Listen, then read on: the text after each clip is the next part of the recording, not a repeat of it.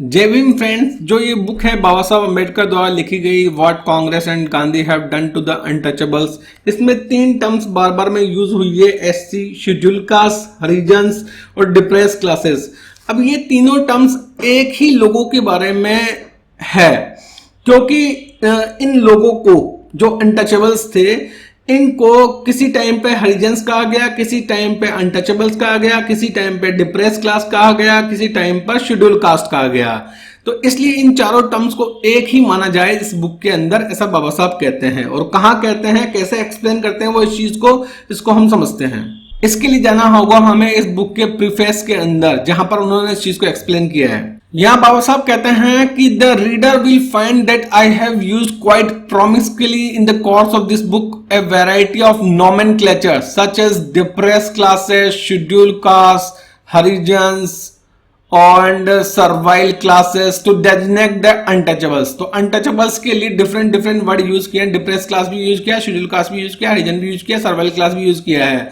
I am aware that this is likely to cause confusion, especially for those who are not familiar with the conditions in India. Nothing could have pleased me better than to have used one uniform nomenclature।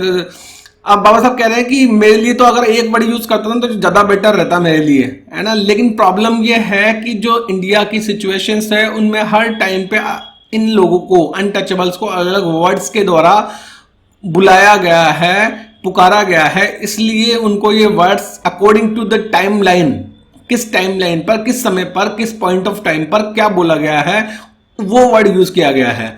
All these names have been used officially and unofficially at one time और other for the untouchables. Term under the government of India act, जो government of India act बना उसके अंदर जो term थी वो थी schedule caste, SC, जो आज तक चलती हुई आ रही है।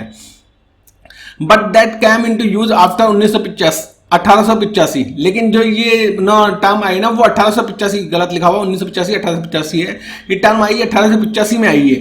बिफोर, उससे पहले वो हरिजन्स बोले गए मिस्टर गांधी के द्वारा और डिप्रेस क्लासेस बोले गए सरकार के द्वारा। In a flowing situation like that, it is not possible to fix upon one name which may be correct to designation at one stage and incorrect at another. The reader will overcome all difficulty if he will remember that these terms are synonyms and represent। मतलब इस book को पढ़ते हुए हमें इस चीज का ध्यान रखना पड़ेगा कि अगर कहीं भी schedule caste, Harijans, depress caste, backward caste, इस तरह के वर्ड्स अगर यूज किए गए हैं तो वो अनटचेबल्स के लिए ही यूज किए गए हैं इस पूरी बुक के अंदर। तो हमें किसी प्रकार का कोई कंफ्यूजन नहीं रहेगा। Thanks for watching the video. जय भीम।